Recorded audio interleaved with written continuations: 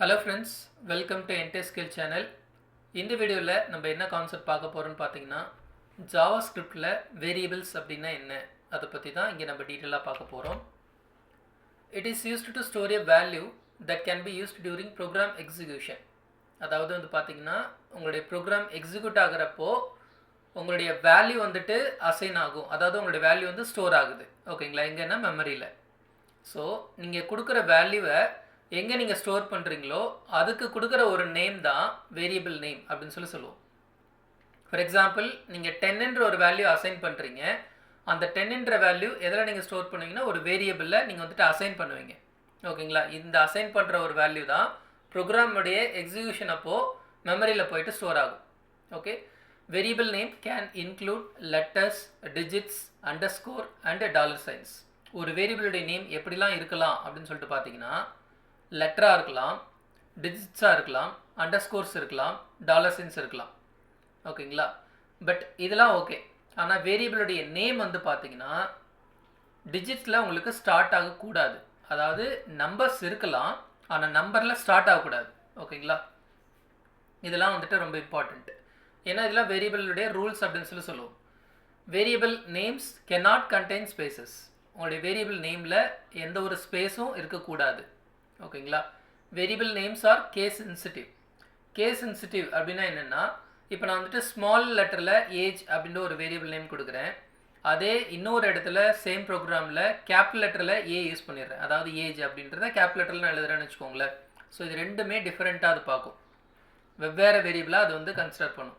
So case sensitive. ஏன்னா JavaScript அப்படின்றது case sensitive. அப்போ நம்ம யூஸ் பண்ணுற வேரியபிளும் நம்ம எந்த மாதிரி யூஸ் பண்ணியிருக்கோமோ அதே மாதிரி தான் நம்ம ஆக்சஸ் பண்ணணும். இது ரொம்ப இம்பார்ட்டண்ட்டான ஒரு விஷயம். அடுத்தது வந்து பார்த்தீங்கன்னா நீங்கள் வேரியபிள் நேம் கொடுக்குறப்ப எந்த ஒரு ரிசர்வ்டு வேர்டையும் உங்களுடைய வேரியபிளுடைய நேமாக கொடுக்கக்கூடாது. அதாவது ஃபார் எக்ஸாம்பிள் ஏற்கனவே இருக்கிற ஒரு கான்ஸ்டன்ட்டு, லெட்டு, ஓகேங்களா, இது மாதிரி இப்போ ஸ்விட்சு, இஃப் இந்த மாதிரிலாம் இருக்குது அப்படின்னா அதை வந்து நீங்கள் என்ன பண்ணக்கூடாதுன்னா உங்களுடைய வேரியபிள் நேமை நீங்கள் வந்து மென்ஷன் பண்ணக்கூடாது. ஓகேங்களா? இதெல்லாம் தான் நம்மளுக்கு வேரியபிள்ஸில் இருக்கிற இம்பார்ட்டன்ட் ரூல்ஸ்.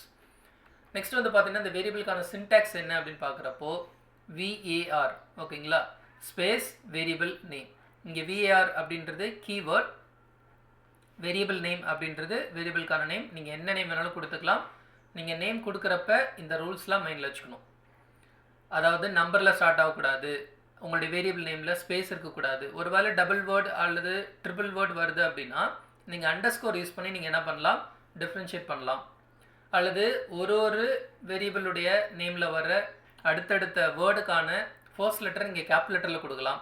இந்த மாதிரி நீங்கள் வந்து ஈஸியாக அண்டர்ஸ்டாண்ட் பண்ணிக்கிற மாதிரி கோடிங் எழுத முடியும். ஓகேங்களா?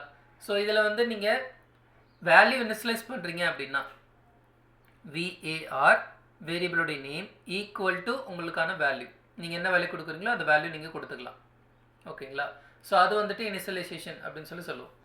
ஸோ இதெல்லாம் தான் வேரியபிளுக்கான ரூல்ஸ், இதனுடைய சின்டாக்ஸ். இப்போ நம்ம என்ன பண்ணலாம்னா இதுக்கு ஒரு எக்ஸாம்பிள் பார்க்கலாம், இன்னும் உங்களுக்கு பெட்டராக புரியும். நான் விஷுவல் ஸ்டுடியோ கோட் நான் போய்க்கிறேன். ஃபர்ஸ்ட் ஆஃப் ஆல் ஒரு ஃபைல் ஒன்று நான் க்ரியேட் பண்ணிக்கிறேன்.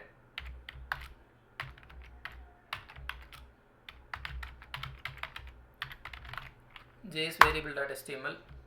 ஸோ HTML-க்கான ஸ்ட்ரக்சர் நான் எடுத்துக்கிறேன். இந்த இடத்துல JS variable அப்படின்னு சொல்லிட்டு நான் கொடுத்துக்கிறேன். கொடுத்துட்டு ஸ்கிரிப்ட் டேக். இந்த ஸ்கிரிப்டுக்குள்ளே நான் என்ன கொடுக்குறேன் அப்படின்னா for example VAR name equal to JavaScript அப்படின்னு சொல்லி கொடுத்துக்கிறேன். Again VAR age equal to 19 அப்படின்னு சொல்லிட்டு நான் கொடுத்துக்கிறேன். ஸோ இப்போ நான் என்ன பண்ணுறேன்னா பிரிண்ட் பண்ணுறேன் console.log. ஓகே, நேம் அப்படின்ற வேரியபிளுக்கான நேம் நான் கொடுத்துக்கிறேன்.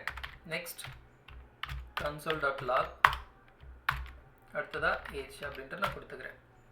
ஸோ இங்கே பார்த்தீங்கன்னா இது வந்துட்டு கீவேர்ட், இது வேரியபிள் நேம். இந்த ஈக்குவல்ட்டுக்கு ரைட் ஹேண்ட் சைடில் கொடுத்துருக்கிறது வேல்யூ.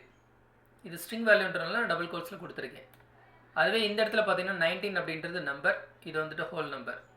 நம்மளுக்கு ஆல்ரெடி தெரியும் ஜாவாஸ்கிரிப்டில் நீங்கள் வந்துட்டு என்ன பண்ண தேவையில்லை அப்படின்னா டேட்டா டைப் நீங்கள் டிக்ளேர் பண்ண தேவையில்லை. நீங்கள் என்ன வேல்யூ கொடுக்குறீங்களோ அந்த வேல்யூக்கு ஏற்ற டேட்டா டைப்பை அதுவே அசைன் பண்ணிக்கும். ஓகேங்களா? ஸோ இப்போ நேமில் இந்த ஜாவாஸ்கிரிப்ட்னு அசைன் பண்ணியிருக்கோம். ஏஜில் வந்துட்டு 19 அப்படின்னு சொல்லிட்டு அசைன் பண்ணியிருக்கோம். இப்போ நான் console.log of name அப்படின்னு கொடுத்தனா நேமில் இருக்கிற வேல்யூ எனக்கு பிரிண்ட் ஆகும். console.log of ageன்னு சொல்லி கொடுத்துருக்கேன். ஸோ 19 அப்படின்றது எனக்கு பிரிண்ட் ஆக போகுது. இது எங்கே பிரிண்ட் ஆகும்னா கன்சோல் டேப்பில் தான் நம்ம போய் பார்க்க போகிறோம். ஸோ இதுக்கான அவுட்புட்டை நம்ம செக் பண்ணலாம். ஓப்பன் வித் லைவ் சர்வர் அப்படின்ற இந்த ஒரு ஆப்ஷனை கொடுத்துக்கிறேன். விஷுவல் ஸ்டுடியோ கோட் நீங்கள் யூஸ் பண்ணிங்கன்னா உங்களுக்கு இது தெரியும். இப்போ பார்த்தீங்கன்னா அவுட்புட்டில் எந்த ஒரு டேட்டாவும் நம்மளுக்கு இல்லை. ஏன் அப்படின்னா நம்ம கொடுத்துருக்கிறது கன்சோலில். ஸோ நான் என்ன பண்ணணும், ரைட் கிளிக் பண்ணிவிட்டு இன்ஸ்பெக்ட் கன்சோல். ஸோ இங்கே பார்த்தீங்கன்னா உங்களுக்கு தெரியும். ஓகேங்களா? ஜாவாஸ்கிரிப்ட் அப்படின்றது பிரிண்ட் ஆகிருக்கு, 19 அப்படின்றது பிரிண்ட் ஆகிருக்கு. ஓகே, ஸோ இதுதான் வந்துட்டு வேரியபிளுக்கான ஒரு சிம்பிள் எக்ஸாம்பிள். உங்களுக்கு இந்த ப்ரோக்ராம் தெளிவாக புரிஞ்சிருக்கும் அப்படின்னு சொல்லிட்டு நான் நம்புகிறேன். இன்னும் நம்மளுடைய சேனலை சப்ஸ்கிரைப் பண்ணாமல் இருந்தீங்கன்னா மறக்காமல் சப்ஸ்கிரைப் பண்ணிக்கோங்க. கூடவே பக்கத்தில் இருக்க பெல் ஐக்கான் கிளிக் பண்ணிக்கோங்க. நான் ரெகுலராக போடுற வீடியோஸ் உங்களுக்கு நோட்டிஃபிகேஷனாக கிடைக்கும். நெக்ஸ்ட் வீடியோவில் மீட் பண்ணலாம். தேங்க்யூ.